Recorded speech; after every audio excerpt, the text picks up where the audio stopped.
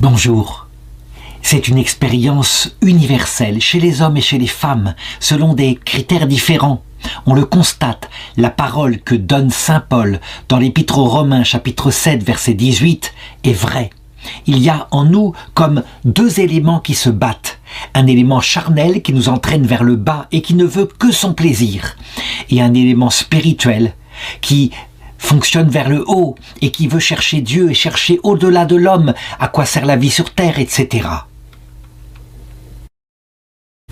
Lorsqu'on se demande où est le combat entre le bien et le mal, il faut le constater, il est d'abord en nous. Nous savons par la révélation théologique, nous savons d'où vient ce combat. Il n'était pas là au commencement de l'humanité. Adam et Ève avaient la présence de Dieu dans leur âme et tout s'harmonisait. Leur corps obéissait totalement à leur volonté pour faire le bien, pour marcher vers Dieu dans l'amour du prochain. Mais, suite au péché originel, lorsqu'ils se séparèrent de Dieu pour n'exalter que leur propre liberté, alors Dieu se retira de leur âme et la partie corporelle de l'homme se révolta en partie contre la partie spirituelle.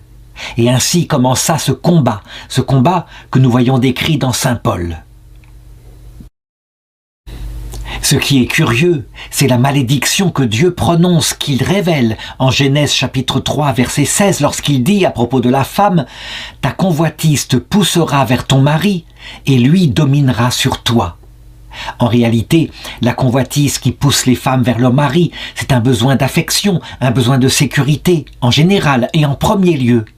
Mais la convoitise qui pousse l'homme vers la femme, eh bien, très souvent, et dans les chiffres partout dans le monde, c'est une convoitise d'ordre sexuel, avec tout ce qui ressort de là, on doit le reconnaître. Dans presque tous les cas, pas dans tous, il y a des viols commis par des femmes, mais la plupart des cas, les viols sont commis par la convoitise de l'homme par rapport à des femmes. C'est une convoitise qui est mue par la chair, évidemment, mais selon deux moteurs. La plupart des analystes, en regardant les crimes sexuels commis par les hommes, voient bien qu'il y a ce désir de plaisir sexuel, d'accouplement, qui est là, très puissant. Mais ce n'est pas tout.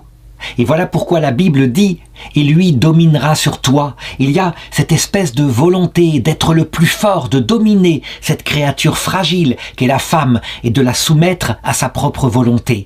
Les deux ensemble forment un mécanisme qui peut aboutir évidemment au pire des horreurs. Au cours de l'histoire de l'Église, nous avons une série de cas comme cela, toujours les mêmes, des jeunes filles voulant se consacrer à Dieu, vivant dans la pureté et qui un jour tombèrent malheureusement sur la mauvaise rencontre et qui furent violées, qui résistèrent de toute leur âme et, évidemment, résistant à la volonté de domination de l'autre, se firent assassiner.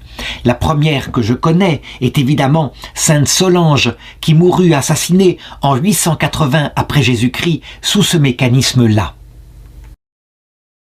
Mais il y en a eu bien d'autres et la liste est infinie. Si je pouvais parler seulement de celles qui ont été canonisées parce qu'elles ont été reconnues par l'Église comme martyrs de la pureté.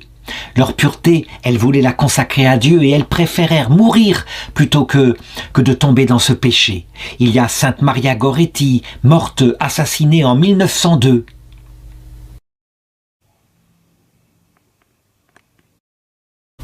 Mais il y a aussi la bienheureuse Albertina Berkenbrock qui subit le même martyre en 1931 au Brésil. Mais je pourrais en citer bien d'autres comme Antonia Messina, Teresa Bracco, Pierrette Morosini, toutes les trois béatifiées par l'Église catholique, mortes respectivement, assassinées en 1935, 1944, 1955. Bref, elles ne sont que le sommet d'un iceberg gigantesque du nombre de ces jeunes filles, toutes pures, toutes limpides, qui furent ainsi tuées parce qu'elles avaient attiré la convoitise de cet instinct violent que certains hommes ne contrôlent pas. C'est un péché très grave que Jésus dénonce en Matthieu chapitre 18 verset 6 quand il dit « Si quelqu'un doit scandaliser un de ces petits qui croient en moi, il serait préférable pour lui de se voir suspendre autour du cou une de ces meules que tournent les ânes et d'être englouti dans la mer. Oui, malheur au monde à cause de ces scandales. »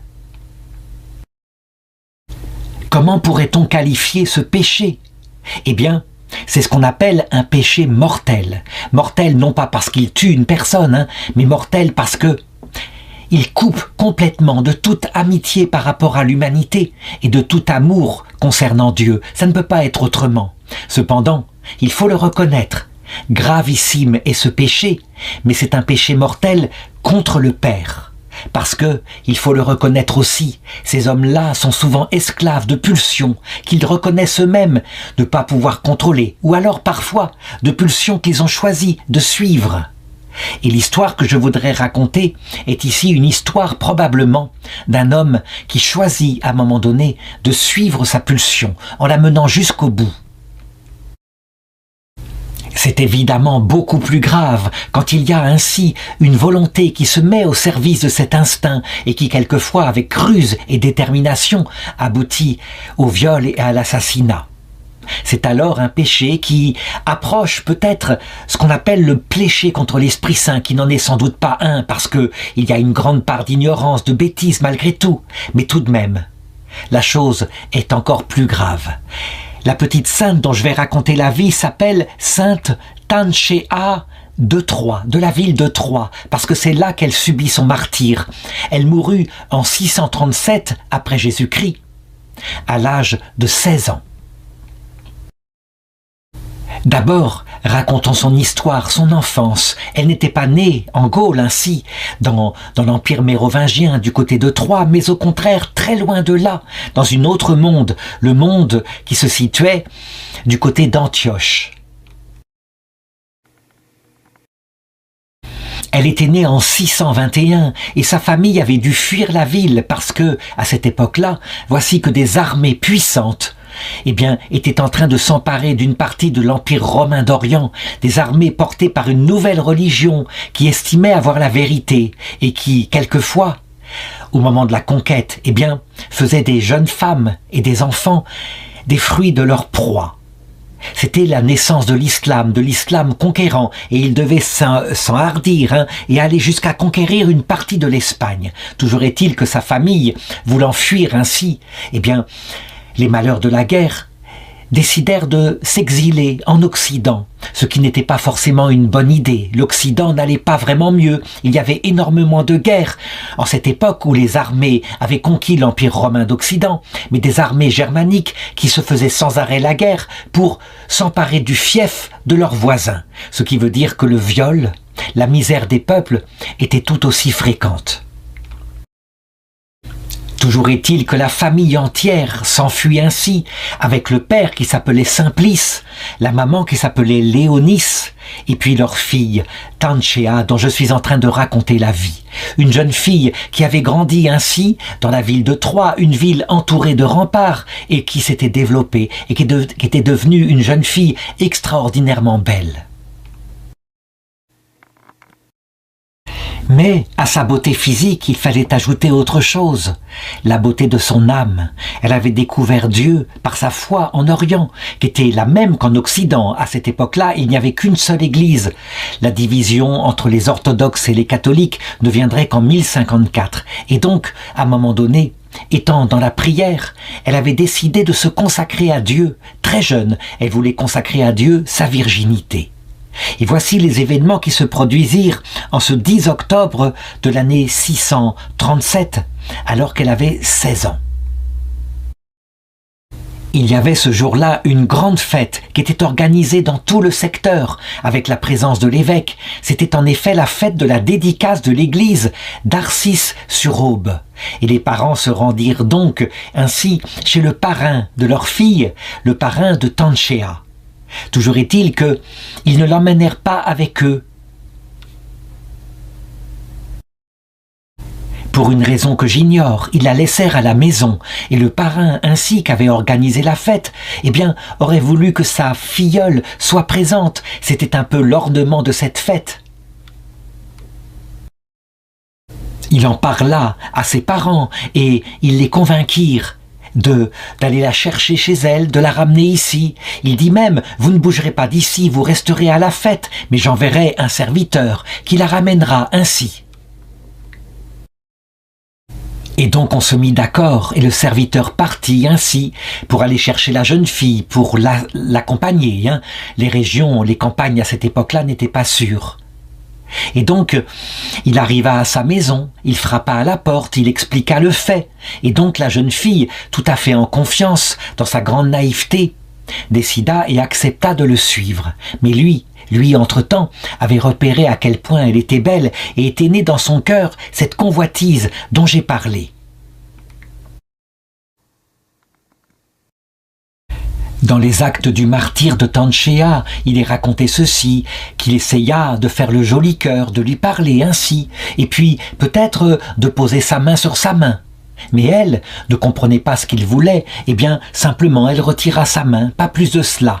Pourtant, les désirs dans son cœur étaient là, manifestement, il la convoitait physiquement. Ayant essuyé un refus, et parce que nous étions en pleine ville, il partit avec elle et elle suivit. Et puis, il fallut traverser la ville, il fallut sortir de la ville et ensuite traverser un coin de campagne qui se révéla être désert. Et c'est là qu'il manifesta son dessein.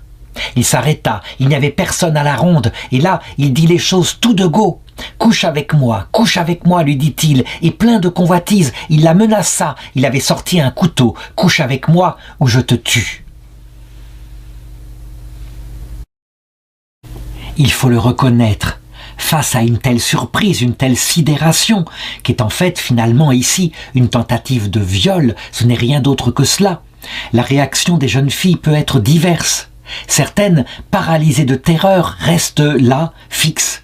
Et puis, finalement, elles sont ainsi violées, et c'est bien un viol par surprise. D'autres, au contraire, se défendent, se mettent à hurler, à appeler. D'autres s'enfuient. En ce qui concerna Tanchea, manifestement, elle, sa réaction fut de s'enfuir. Mais on le sait, la vigueur d'un homme par rapport à une jeune fille est beaucoup plus forte, beaucoup plus rapide. Il la rattrapa bien vite, et là, il la menaça et la frappa d'un premier coup. Mais elle se défendit manifestement, jusqu'au bout. Elle se défendit avec ses poings, avec ses griffes, et elle ne se laissa pas faire. Ce qui fait que l'autre, entrant dans une fureur parce qu'on résistait à sa violence, de son couteau, il la frappa encore, et c'est ainsi qu'on le voit. Il y a certes l'instinct sexuel qui est là, mais il y a aussi l'instinct de la violence, l'humiliation, que quelqu'un ose résister à cet instinct. On pourrait se demander ici, mais cet instinct, pourquoi Dieu l'a-t-il mis en nous?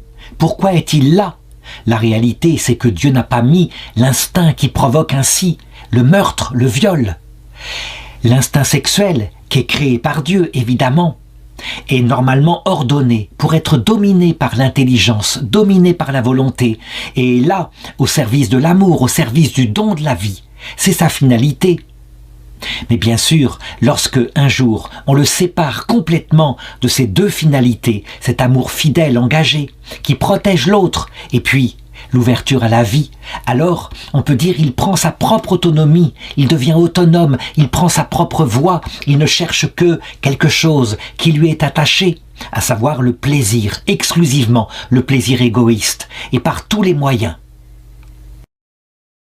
Évidemment, pour qu'il y ait viol, il faut qu'il y ait un lourd atavisme, ça veut dire un instinct qui, manifestement, au cours de longues années, a été détourné de sa fin, parce que un homme normal, je dirais devant la détresse d'une telle jeune fille, l'instinct sexuel aussitôt disparaît. Et c'est au contraire le regret, la pitié, le repentir. Mais, en ce qui concernait ce criminel, au contraire, la résistance de la jeune fille provoqua encore plus de violence.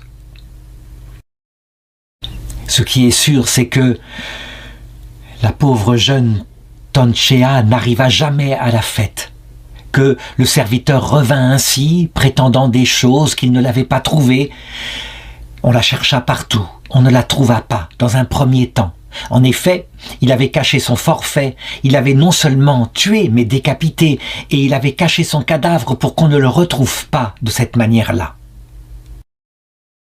Je pense que ici s'arrête le récit du martyr en tant que tel de sainte Tanchea, mais Je voudrais maintenant manifester comment la légende au Moyen-Âge a gonflé les choses, les a sans doute élargies, simplement à cause du scandale dans le cœur des gens, du chagrin qu'il y avait ainsi qu'une jeune fille que tout le monde appréciait ait été ainsi violemment assassinée.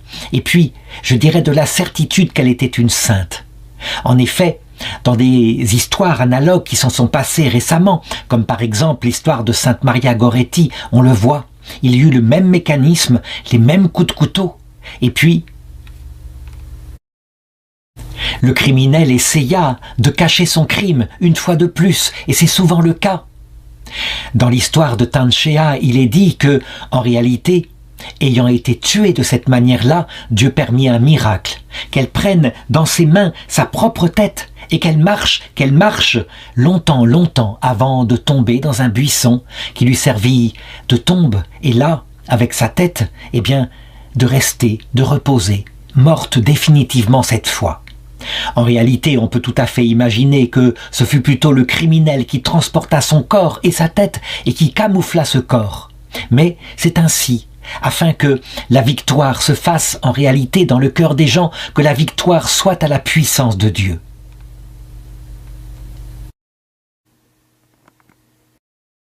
Il est dit qu'on retrouva son corps quelque temps après, mais de la façon suivante, par un miracle de Dieu. Un pieux habitant d'Arcy-sur-Aube, reçut par révélation divine l'ordre d'aller découvrir le corps de la sainte, là où il était caché.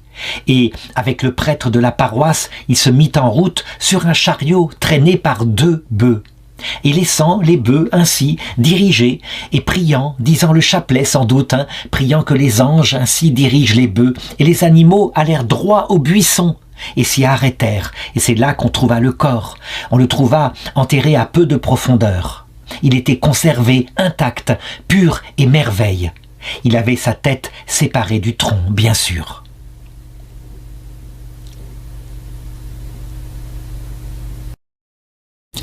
Ils placèrent le corps sur le chariot et puis ils revinrent vers le village d'Arcy. Mais, en cours de route, arrivés dans un village, auprès de l'église du visage de l'huître, les bœufs refusèrent strictement d'aller plus loin. Et la nuit commençait à venir, alors des 2 conducteurs acceptèrent de camper là, tombèrent dans un profond sommeil, et le lendemain, à leur réveil, ils s'aperçurent que l'aiguillon qui leur servait à diriger les bœufs était fiché en terre, mais que il s'était développé, il s'était couvert de rameaux. Et là, ils comprirent, ça ne pouvait être qu'un signe de Dieu, que Dieu voulait que le corps de cette petite sainte soit enterré ici, qu'on construise autour de son tombeau une chapelle, qu'il y ait un lieu de culte. C'est donc ce qu'on fit en suivant l'ordre de Dieu, et 2 chapelles furent construites autour de son tombeau, et les gens touchés de toute la région vinrent auprès de son tombeau pour demander l'intercession de celle qu'ils appelaient maintenant Sainte Tanchea, donc du côté de la ville de Troyes en Champagne. Et les miracles commencèrent à se produire autour de son corps et les ex-voto à être là. Donc tout le monde savait que véritablement on avait là une sainte. Et l'Église l'a reconnue depuis. Au début de l'Église, on ne reconnaissait comme martyrs que ceux qui avaient été tués en haine de la foi. Mais après, d'autres motifs du martyr sanglant furent admis, comme par exemple quand des jeunes filles avaient défendu leur pureté par amour pour la consécration à Dieu et que d'autres les avaient assassinées pour cela. Un martyr de la pureté. Que devint le criminel? Eh bien, on ne sait pas. Mais comme on a le récit de son crime, de la manière dont il camoufla le corps, eh bien, on peut en être certain. C'est donc qu'il a été arrêté et qu'il a été confondu, qu'il a probablement, à cette époque-là, été exécuté. Qu'est devenue son âme dans l'éternité? Est-il damné pour l'éternité? Je répondrai, nous n'en savons rien. Nous ne pouvons pas ainsi nous prononcer. Il y a des histoires dans la Bible de crimes analogues, et nous savons que parce qu'il y a eu, à un moment donné, repentir, étant donné, je dirais, la faiblesse qui accompagne ce crime, eh bien il y a eu pardon de Dieu, qu'on se souvienne du roi David lui-même, qui ne viola pas, mais qui fit assassiner le mari loyal d'une jeune femme dont il avait fait sa maîtresse. Ce fut un crime abominable. Et souvenons-nous aussi de Saint Jacques, l'ermite, qui mourut vers 580 après Jésus-Christ, et qui, alors qu'il était moine, ayant, dit-on, un don de guérison, eh bien un jour, un père amena sa propre fille et son fils afin que il délivre sa fille du démon. Il lui imposa les mains, et de fait, elle fut guérie. Et le père, plein de confiance, devant aller faire une course, eh bien, laissa son fils et sa fille à la garde de ce moine quelques heures. Pris par cet instinct violent, il viola la jeune fille, et puis, s'étant rendu compte du crime qu'il avait fait, il assassina non seulement la jeune fille, mais son propre frère, et il cacha leur corps. Et ensuite, s'étant rendu compte de ce qu'il avait fait, eh bien, il fut pris d'un repentir profond. Et puis, il s'éloigna au fond du désert, le plus loin possible, pour rester sa vie entière à expier le grave péché qu'il avait commis. Et pourtant, on le voit, cet homme qui jamais ne sortit du désert et qui mourut ainsi seul pour payer le crime, eh bien, il est déclaré saint par l'Église catholique, ce qui montre que on peut se repentir et le crime fut pourtant du même genre. Tout péché, tout blasphème peut être pardonné à condition que, face au Christ, lorsqu'il nous délivre des faiblesses, des addictions dont était peut-être victime cet homme-là, quand il nous rend lucides sur l'horreur de nos crimes, nous nous en repentons profondément. Il y aura repentir et pardon et possibilité d'être sauvé en passant par le purgatoire, purgatoire terrible évidemment que cet homme s'est imposé lui-même, regrettant profondément son acte s'il s'est repenti. Mais il y aura pardon. La damnation est réservée au blasphème contre l'Esprit Saint. Ça veut dire un péché totalement maîtrisé, aucune faiblesse, et totalement lucide, donc qu'on maintient jusqu'au face au Christ. Si un homme disait ainsi face au Christ, « Ton évangile, la proposition de ton pardon, mais je n'en ai rien à faire. Je considère que ce que j'ai fait, j'ai violé une jeune fille, était très bien, et si je pouvais revenir sur terre, je le referais immédiatement, ne serait-ce que parce que ce qui compte en premier lieu, c'est moi, moi, moi. » C'est le blasphème contre l'Esprit Saint quand on le commet face au Christ, puisque la faiblesse a disparu. Certains se disent, mais pourquoi Dieu nous a-t-il mis cette faiblesse? Afin que nous ne soyons pas orgueilleux, afin que le péché qui, lui, conduit beaucoup en enfer, l'orgueil, ne puisse pas subsister. Ces péchés-là sont visibles, palpables. Évidemment, on se dit, mais Dieu est responsable finalement, responsable en partie, ne serait-ce que à cause de cela, des crimes qui auront lieu au cours de l'histoire. Je répondrai que Dieu n'est pas responsable, que c'est Adam et Ève évidemment, mais que Dieu prend sur lui la responsabilité, vraiment. Il prend sur lui ses péchés, il l'a fait à la croix. Pour dire, oui, de fait, j'ai mis en toi la faiblesse, j'ai mis en toi l'ignorance, et je prendrai ce péché sur moi, et je le pardonnerai si tu te repens. Pourquoi ai-je fait cela? Pour que se crée dans le cœur de l'homme la misère, la repentance, et que l'homme ne se damne pas. Évidemment, c'est le scandale de ce monde tel qu'il est, mais ce monde tel qu'il est n'est que provisoire, et soyons-en sûrs. La petite sainte Tanchea, de l'autre côté, juste après son assassinat, eh bien Dieu la releva, la consola, lui expliqua pourquoi il n'était pas intervenu, et son âme entra dans la vision béatifique. Je sais, c'est le scandale de la croix, certains surtout se disent, mais ce n'est pas possible, comment Dieu peut-il permettre de telles horreurs? De fait, il le permet, nous le voyons bien, mais pour bien montrer que ce n'est pas pour nous dominer, Dieu lui-même a voulu venir sur la terre et subir tout ce qui pouvait être dans le genre de souffrance, trahison, moquerie à la croix. Et donc, c'est bien pour expliquer qu'il ne faut pas l'accuser, qu'il fait ce qu'il peut, qu'il utilise la pastorale qu'il peut pour nous éviter la damnation éternelle.